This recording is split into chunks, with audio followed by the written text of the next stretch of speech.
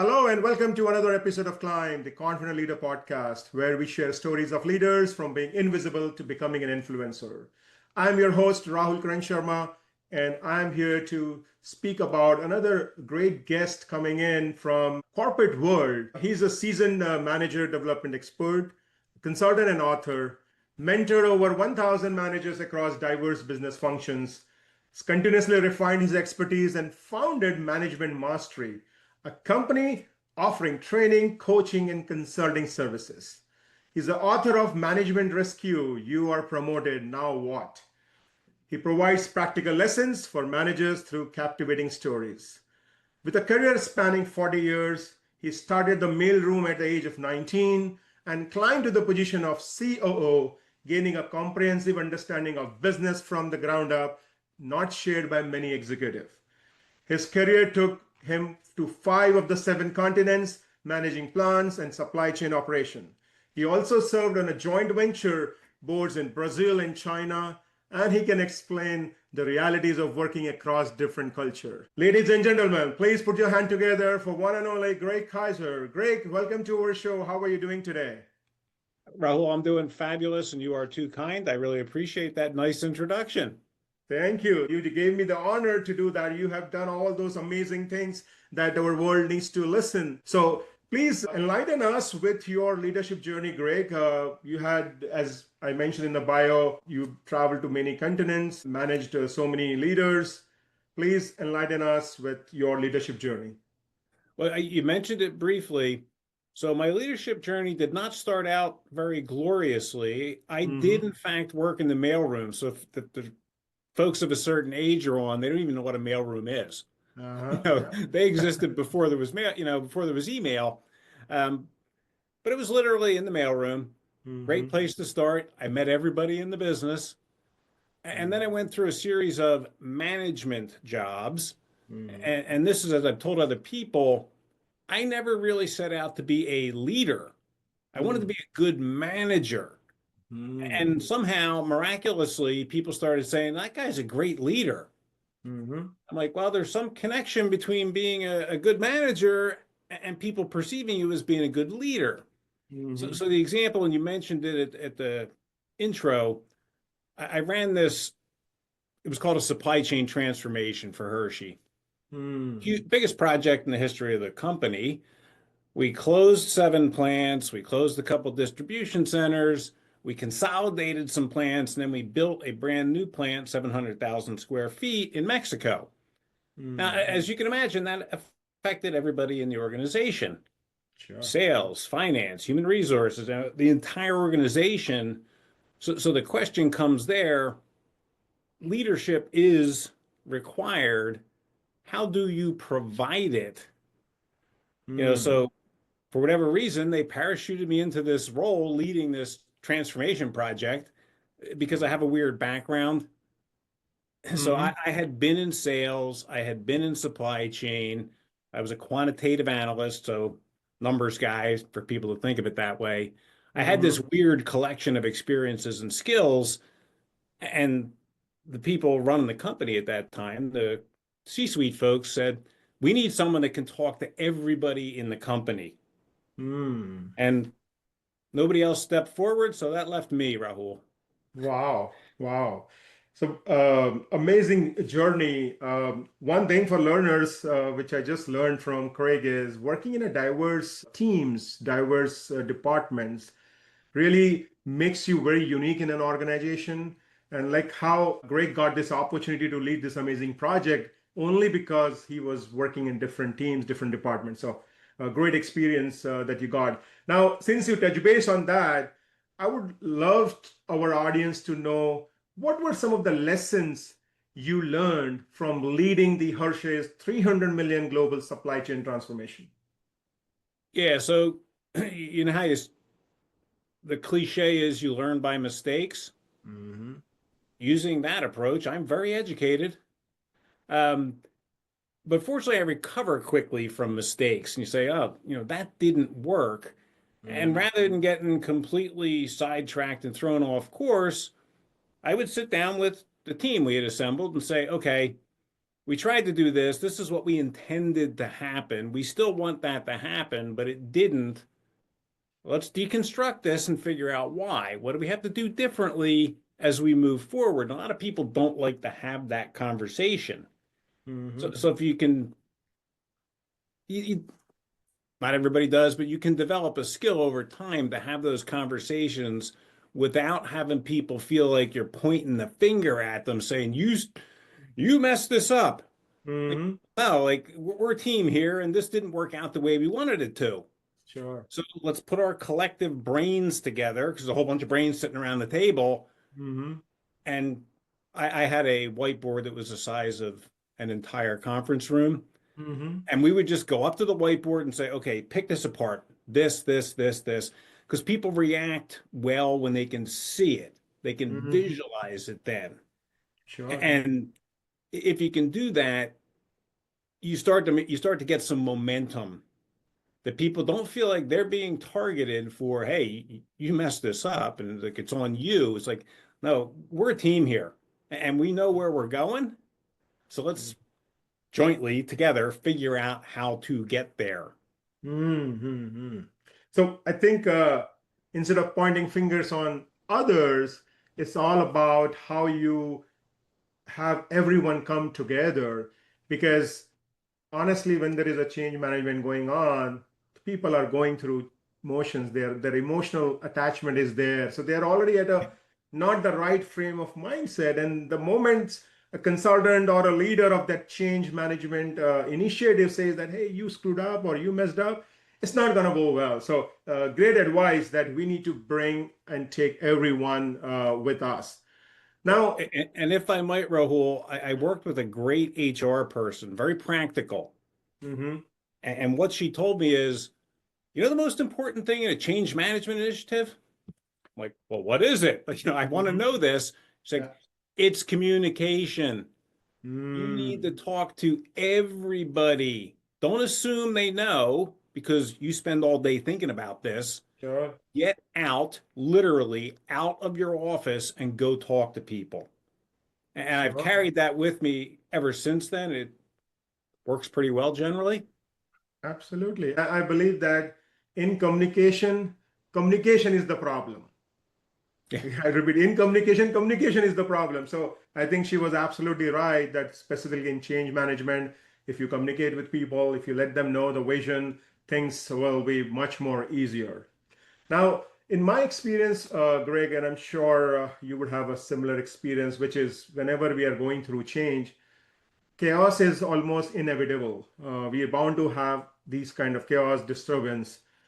In your experience, what are the first sign the leader miss when chaos is brewing, when chaos is just cropping up? What would you say? What are those signs that we miss as a leader?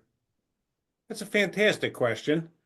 Having done some projects that didn't work out so well, I learned Mhm. from those how, in my experience, so it's different everywhere.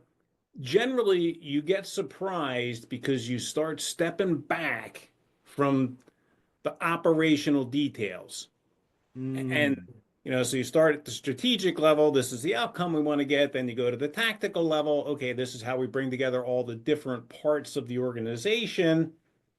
But then all those different parts of the organization have to go off and execute at the operational level. mhm, And if you're not checking in with them, you can get surprised. We used mm, to have weekly meetings, which people said, this is excessive. Like, we're responsible for this huge project. mhm, And do you know what the people in the legal department are doing this week? Because it's going to affect you potentially. We're setting up maquiladoras, which is a capital structure, a different country, affects other countries. I'm like, this is not our native language. We got to get them in the room and talk to them, and they'll mhm, because they're doing their job. They're executing, and they might not always think about the ripple effects of those things sure. that they're doing. Mhm. So Absolutely. I had a whiteboard printed up that had the picture of the lead, a Mhm. person, so they could visualize it, and we hung it up in the conference room. So when people came in and sat down for meetings, we would just go through it. Have you checked off with this person? Have you checked off with this person? Have you checked off with this person? It's a nice visual reminder. Mm-hmm. And these are people that typically you might not work with every day. Sure, sure, sure. And give them the visual reminder, oftentimes people wouldn't say anything. But since I talked to everybody, they'd say, hey, so-and-so dropped by to see me this week. That was really timely. Yes, it was. That's great.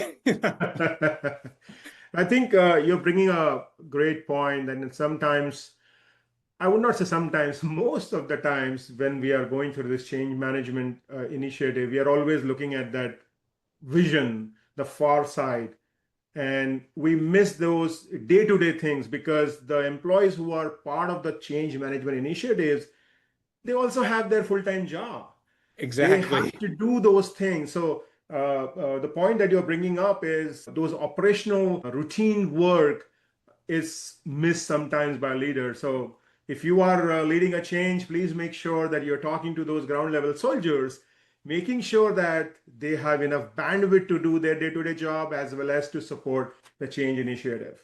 Well, and beyond talking to them, so one of the things we set a plan up in Monterrey, Mexico, which is a little bit south of McAllen, Texas, and that was the border Mhm. crossing point. So I'm talking to the logistics guys. I'm like, this plant's going to be producing 90 truckloads of product a day. And they have Mhm. to go from here into a distribution center in Texas. I said, I want to drive up there and see what the border crossing looks like. Mhm. He's looking at me. He's like, what? And I said, I physically want to go and see it. Mhm. So Mhm. we drove up there. And then when we went back and talked to the people that were going to be hauling the freight, we said, hey, average demurrage time up there is between 1 and 2 hours. You're going to have a truck sitting up there for 2 hours.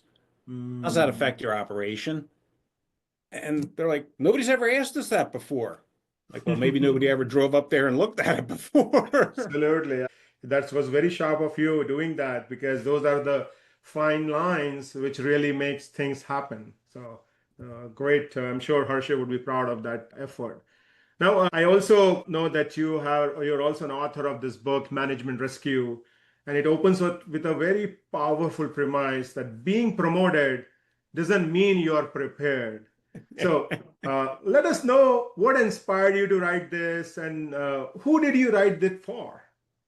Okay, two very good questions. So, having been in the position of being promoted into a job that I thought I knew what I was going to do, Mm-hmm. and then you're there for a couple of weeks, you're like, I don't exactly know what I'm doing. Mm-hmm. And I had been moved through a couple different levels, so this happened to me a number of times. Mm-hmm. I'm like, there's a need for this. So I before I wrote the book, I went out and I interviewed, surveyed a whole bunch of managers at different levels in organizations. And I said, okay, tell me the things that you struggle with. Mm-hmm. One of the recurrent themes is, well, I was never trained. They're good at their function, right? But I was never trained how to manage because it's a different skill set. I'm like, yeah, that's a good point. I was never trained how to manage either, really. Mm-hmm. Trial and error, it works, but it's the worst way to learn it. So I came up with this framework, I call it, that's really simple conceptually, but it's hard to do. Mm-hmm. So I would put that in front of people and saying, okay, as you're going about your daily routine as a manager, these are the 5 things. You can't make it overwhelming. These are the 5 things you need to make sure you're checking off and you've considered all these things. And in my consulting work, I've used it as a diagnostic tool. Mm-hmm. If you get into an organization that's has some level of dysfunction, which most do, it's very helpful to sit down and talk to individual managers. And if you pick up on a theme, this organization doesn't plan well. This Mm-hmm. organization doesn't communicate well. This organization doesn't give their people direction.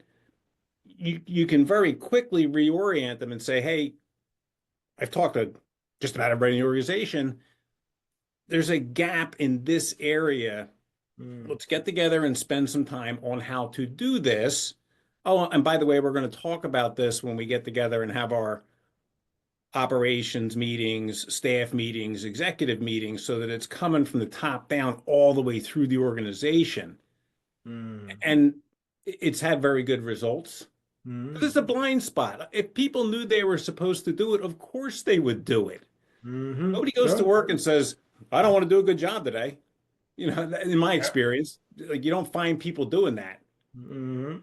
Absolutely. I think you very well said that just because you're promoted does not mean that you know each and everything of the job, because the job, if it would be a monotonous job, probably you would not like it. It is changing, it is evolving, and as it is evolving, we as individuals, we as leaders also need to evolve. So, a great segue. So, team members, we will be putting in our show notes the link from where you can buy this book. It's a good read. I think it should make it mandatory for the first-time leaders, first-time Oh, thank promotion, you. people who are getting promoted. It will really make a difference in the people's life whom they are managing. Because I believe that once you become a leader or a manager, it's just not only about you. You are responsible for many other life. And if you are trained, if you are groomed well, you will see the difference coming in. So thank you, Well, and Greg, for it's a writing this funny, book. like mid-career, I had a guy say this to me. You know, if I'd have known how much time I had to spend with people before I got promoted to a manager's job, like Uh-huh. that's pretty much a huge percentage of your job. You're Yeah. managing a team. Like, don't Mhm. think of it as managing a function. You're Mhm. managing a team of people inside that function, and they are people. They're Yeah. not widgets, they're people. Mhm. Sure, sure. With all different personalities, different way to motivate them, different way Yep. they will get demotivated. So we need to be very mindful of those aspects. So I'm sure things will change as and when people will read your book, Greg. So thank you for penning it down. You mentioned that you started your career from a mailroom and then you moved up to do COO level. So I'm sure in your career there will be many moments where you would have felt unseen, invisible. And what I would want you to share with us is what were some of those mindset shift you had to go through, you have to make in order to show your potential, show that you are visible. Enlighten us with that thought process of yours. And that's again, this is something people are not taught how to do. Mm-hmm. So you don't want the guy or gal who's continuously blowing their own horn, familiar with that phrase? You want someone that's contributing and demonstrating that they understand how their contributions help the people around them do better. So I Mm. was lucky early on, worked with a guy who taught me how to do that in a very nice way. He wasn't what's the overbearing, but he said, "Hey, I see you're working on this. You should probably talk to these people because it affects what they do." I was at a relatively low level at that point, and it would have never occurred to me. I was Mm. head down. I was in the transportation logistics department, head down. It's grinding work. There's trucks moving all over the country, blah blah blah blah. And I'm like, yeah, I should do that. And then later, when I got into a job where I was doing trade management, which was a huge amount of money because it's a pretty big company, like, I guess I need to learn how to talk to finance people. They're very concerned about what we're doing. Okay, Mm. I'll march up and talk to the finance people. And if you can get that mindset early on that you don't exist in this little silo, Mm. you're part of this dynamic organization. What Mm. happens over here affects what happens over there. If you can start helping people to bridge that. Oh, I said this to somebody the other day. I'm like, when senior management's looking at people to promote, one of the things they look at is, do they demonstrate cross-functional leadership? Mm. Which means you have to talk to people outside your function. Sure. And those are people you're uncomfortable talking to because they know a heck of a lot more about what they do than you know. Mm. Yeah. But I think a good point you are making is the mindset shift that you mentioned is it's not about how the job that you're doing helping you, but how it is contributing to the people around you, how you are interacting with people who you do not normally interact on day-to-day basis. They are part of different teams, different geography, different department. So get yourself out of that comfort zone of just interacting with your team members, but Yep. also interacting with others. So amazing thing. And rightly you mentioned that today the leaders are looking for those people who can work better cross-functionally, not just Yes. in your team. A great point that you brought up. Now, Greg, I know you also do a lot of training, you're a management consultant, and I want to seek your inputs on the crime framework that we have created at Steady Steps. Our framework is based on 4 leadership stages that every individual go through from my experience. And I want your inputs. Does it resonate with you well or not? So the first stage I see is people are invisible. Leaders go invisible. They are unseen. Then they move into the level where they have potential, but still the leaders are not seeing them as a true leader.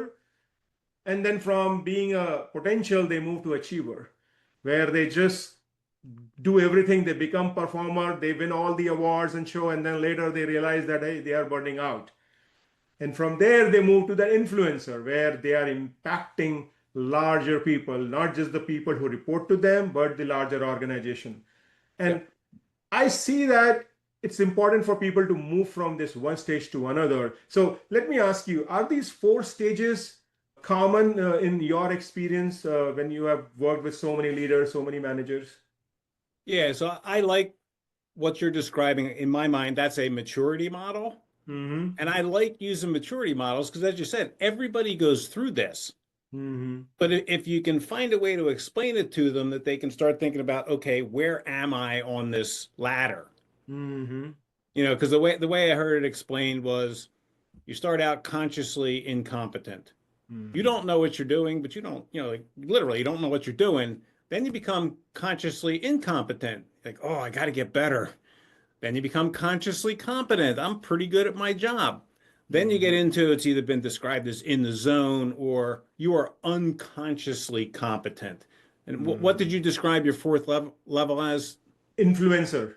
Influencer. When you Yes. become unconsciously competent, you no Mm-hmm. longer have to think hard about how to Mm. bring all these other people in and influence outcomes broadly. You Sure, just sure. you do it because you were conscious as you were going through that maturity model or Mm-hmm. stages, Mm-hmm. Yeah. it becomes second nature. It's muscle memory. Absolutely. Yeah, no, no. Thank you for bringing that point up, which is that unconsciously competent. So it becomes your habit. You Yes. don't have to think through. It's just happening through the motion. Thank you, and then thank you for acknowledging that how it resonates with in your experience. Now, before we move to our rapid fire round, Greg, I know you're company management master. You do work with a lot of clients, and you help them in moving from becoming more competent. Let us know how we can find you, how we can work with you, and what are the pain points that you think your team, your organization will be able to solve for us. Yeah. So thank you. So it's management mastery, all one word, dot solutions. Mm-hmm. I did not come up with that, Rahul. My wife is the more marketing minded person Okay. because she heard me talking about, hey, what we do is we provide solutions to people. She's like, Uh-huh. well, we could get a website domain, management mastery dots. We actually had to wait because they didn't have it yet. Oh. So we had a previous URL website domain, but when this one became available, we grabbed it. So you can go Mm. on there. The contact information's on there. I'm on LinkedIn. I am Greg Kaiser Sr. on LinkedIn because there's also a professional Greg Kaiser Jr. on LinkedIn. Mm. Um, but relatively easy to get a hold of. Sure. And what we help people with is we help them understand, okay, there's a certain set of fundamental management skills. Mm-hmm.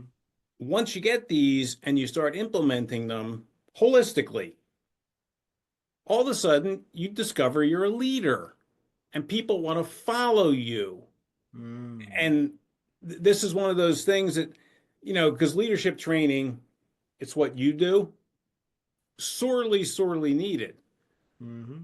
I come in at the level, say, okay, for you to truly be the best leader you can, you need this core set of management skills. The example I use, and he's not the CEO anymore, but Jim Sinegal with Costco Mm-hmm. really embodied this. He was a fantastic leader, had vision, he saw where he wanted to take that company, but he was also very operational. He would get out and walk around in Costco clubs and say, why is that on that end cap?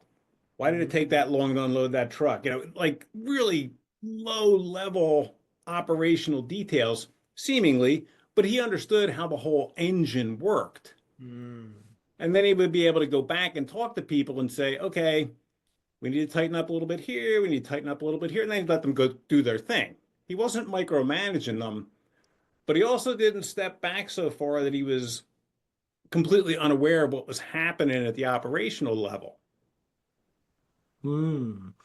Very good. So to focus on making them a good leader, good manager, they need to go to the ground level.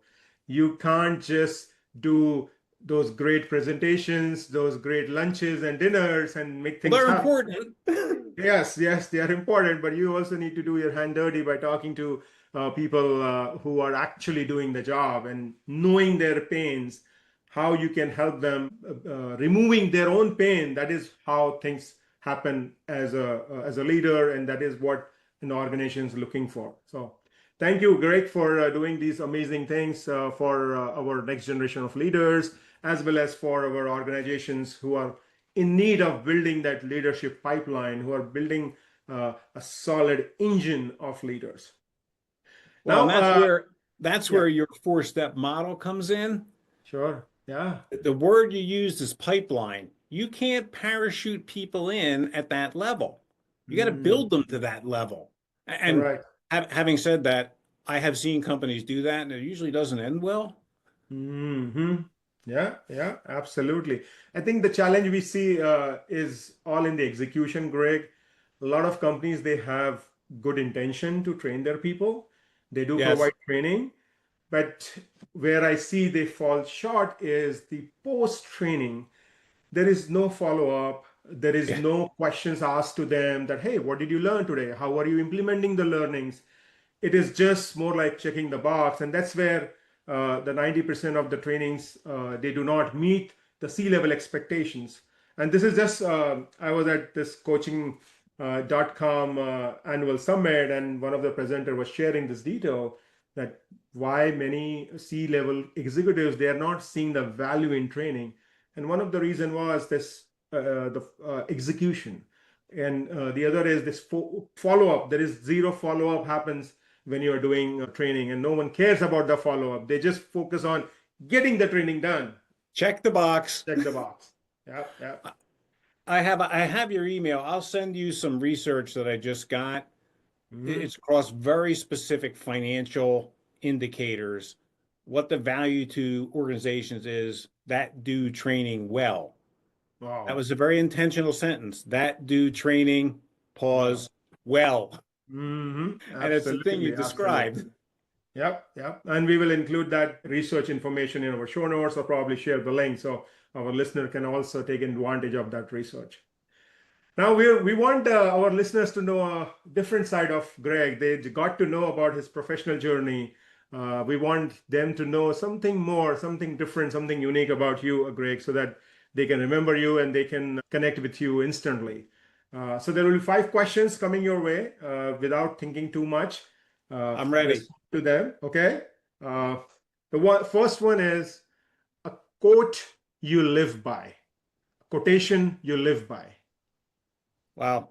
So, difficult question for me. So, I have a file of quotes that I started 25 years ago, Wow. and I add to it almost every day.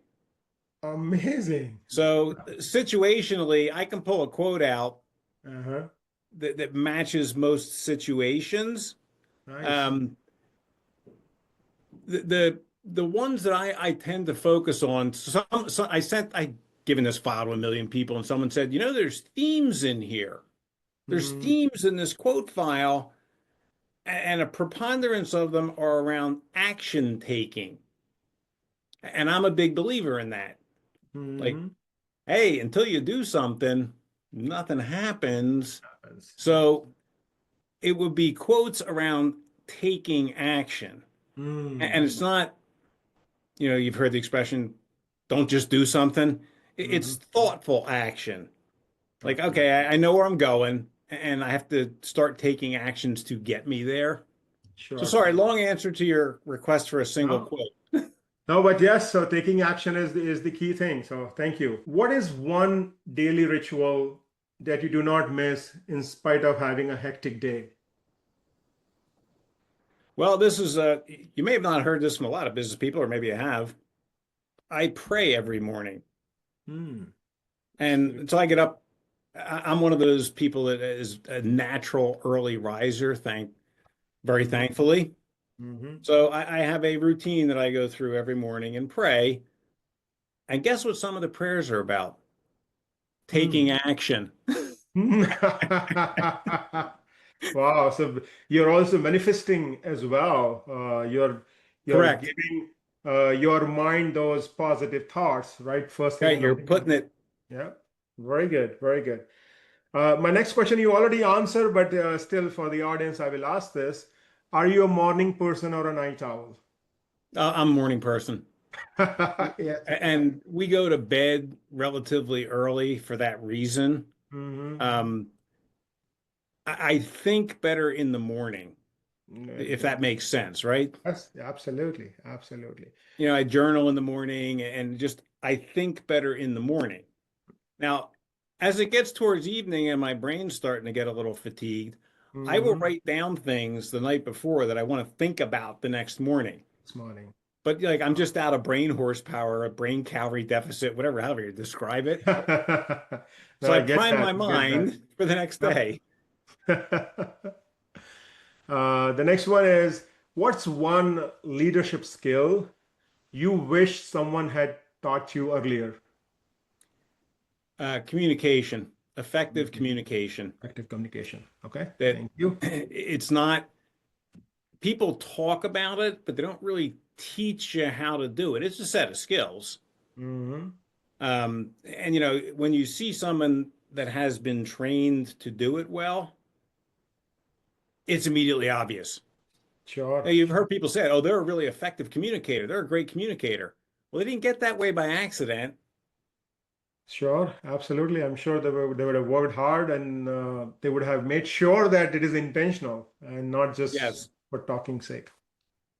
The final one, if your career were a Netflix series, what would be the title of season one be?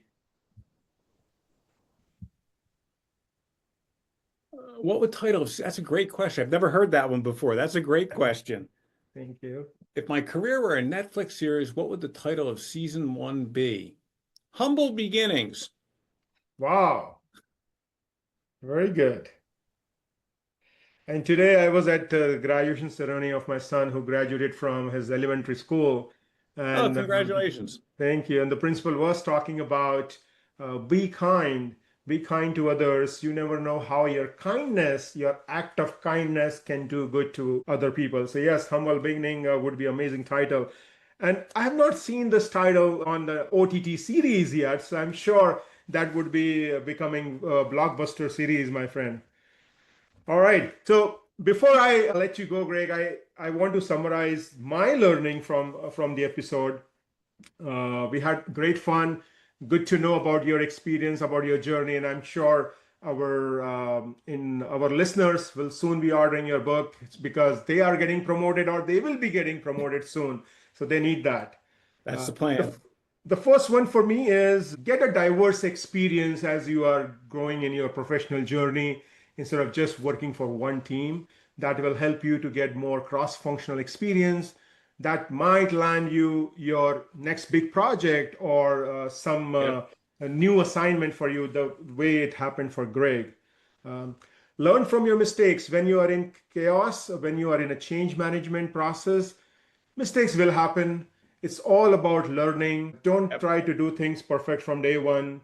And one of the things Greg mentioned that advice to avoid chaos or probably to see that early sign is we step back from operational details sometimes. So avoid doing that. Get into those operational details because those people need to do that day-to-day job. They are not only doing and participating in the change management process. And there were many, but in the sake of time, I will say this third one is don't be just the contributor to your own self.